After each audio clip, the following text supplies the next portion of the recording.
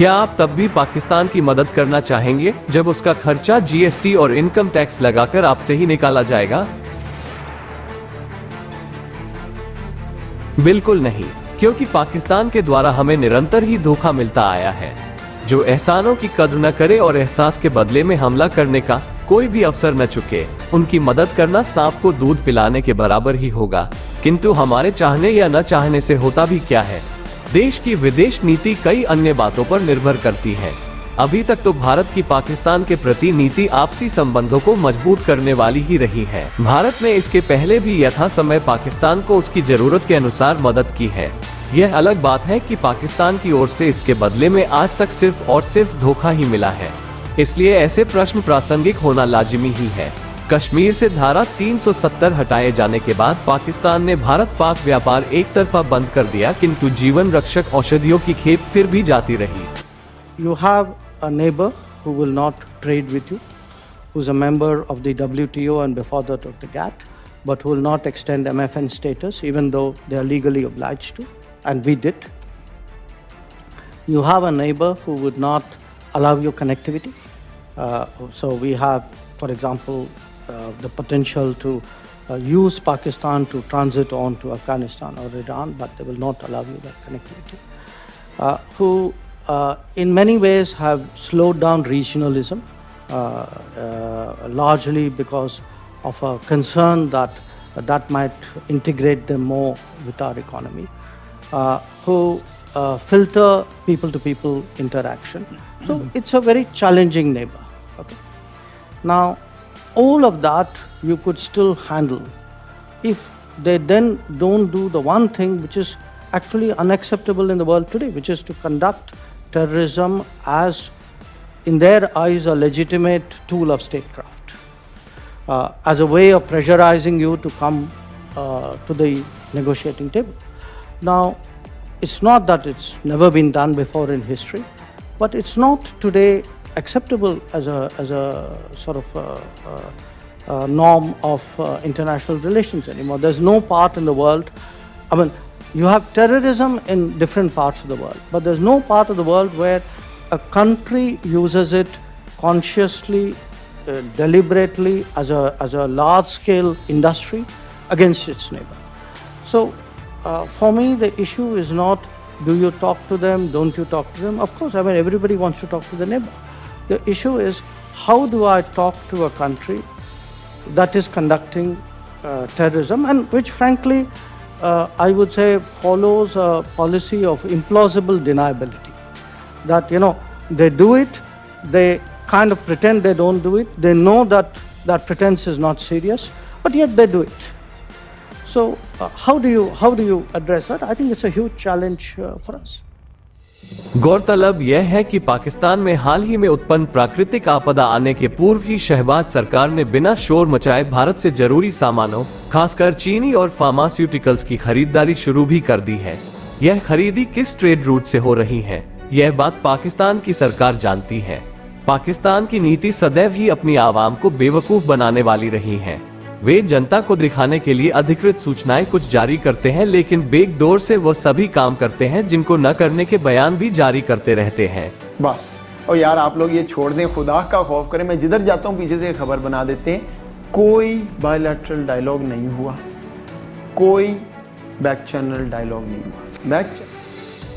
अब सवाल है, पाकिस्तान में आई बाढ़ से उत्पन्न तबाही में भारत सरकार की मदद पेश करने का यह काम बैकडोर नहीं हो सकता है, क्योंकि इसके हितग्राही पाकिस्तान के चुनिंदा इंपोर्टर न होते हुए देश की आम जनता है।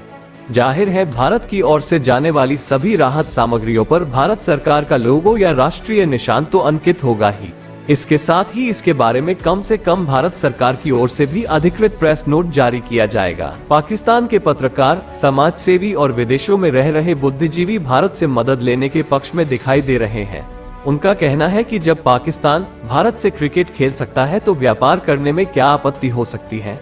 वैसे भी भारत से जरूरी सामानों की सप्लाई रुकने के बाद प्याज और टमाटर जैसी बेसिक सब्जियों के भाव आसमान पर पहुंच चुके हैं। कुछ पाकिस्तानी बुद्धिजीवियों का तो यहां तक कहना है कि लोगों की भावनाओं को भड़काकर अपना उल्लू तभी तक सीधा किया जा सकता है जब तक कि लोगों के मुंह में रोटी का निवाला हो। लोगों की भूख ऐसी अराजकता को जन्म दे सकती है कि पाकिस्तान को टूटने से कोई नहीं बचा सकता है।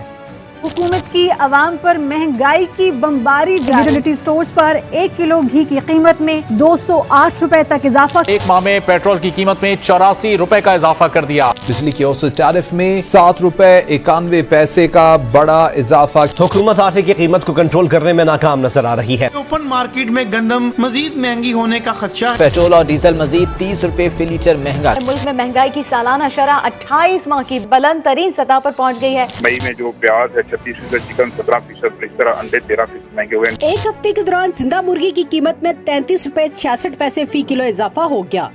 जिस तरह की ये अवाम महंगाई की दलदल में धंस रही है, अगर हम आराम से इसी तरह बैठे रहे तो मैं आज आपको बता रहा हूँ कि अभी मजीद और महंगाई बढ़ने वाली है। और इनके जो सरबराह हैं उनको कोई फिक्र नहीं है पाकिस्तान में क्या होता है, क्योंकि इनके अरबों डॉलर मुल्क से बाहर पड़े हुए हैं। सिंध और बलूचिस्तान के निवासी तो काफी पहले से ही विद्रोही बने हुए हैं।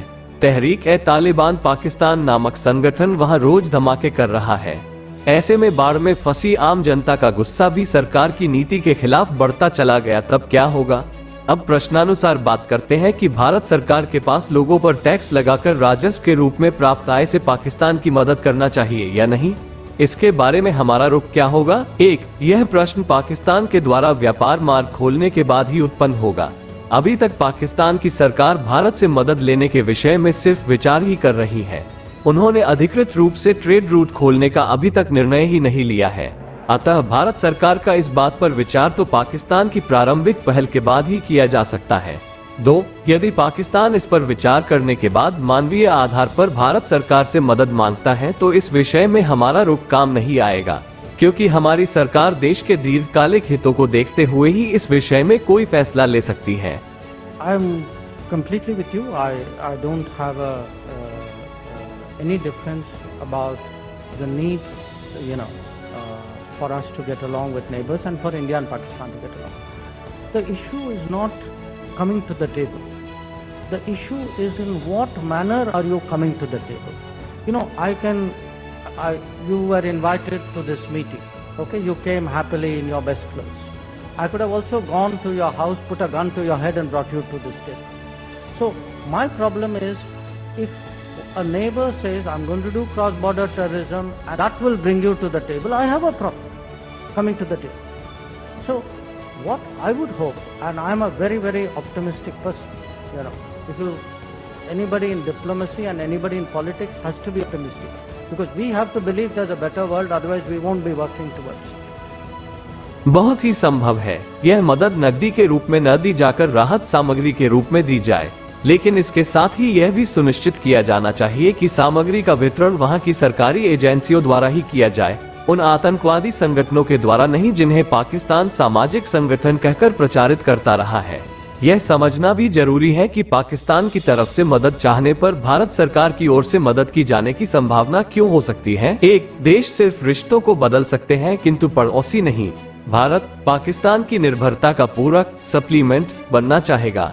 चीन से राहत सामग्री की खेप पहले ही पहुंच चुकी है।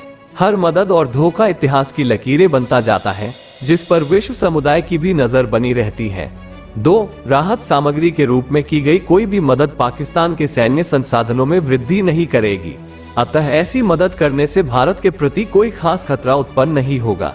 3. भारतीय अर्थव्यवस्था तेजी से बढ़ रही है, अतः भारत सरकार अंतर्राष्ट्रीय संबंधों पर अनुकूल प्रभाव पड़ने वाले सभी संभव प्रयास करेगी। 4. भारत सरकार की ऐसी मदद वहां के चंद उदारवादी पत्रकारों और युवा पीढ़ियों के लिए भारतीय नीति की मिसाल बन सकती है। 5. प्राकृतिक आपदा अत्यधिक फैलने से लोगों के अधिक संख्या में पलायन करने एवं महामारी फैलने के खतरे को भी नजरअंदाज नहीं किया जा सकता है। भारत सीमावर्ती देश होने के कारण उसका सर्वाधिक प्रभाव भारत पर ही पड़ने की संभावना होगी। इसलिए भी समस्या विकराल होने के पूर्व ही सरकार देश हित में दूरगामी नीति अपनाएगी। बहरहाल पवेलियन में बैठकर किसी मैच की कमेंट्री करना एक बात है और स्वयं टीम में शामिल होकर मैच खेलना दूसरी बात। दोस्तों, वीडियो को लाइक करिए, शेयर करिए और चैनल को सब्सक्राइब करिए। मिलते हैं अगले रोस्ट एंड रिएक्ट में। जय हिंद।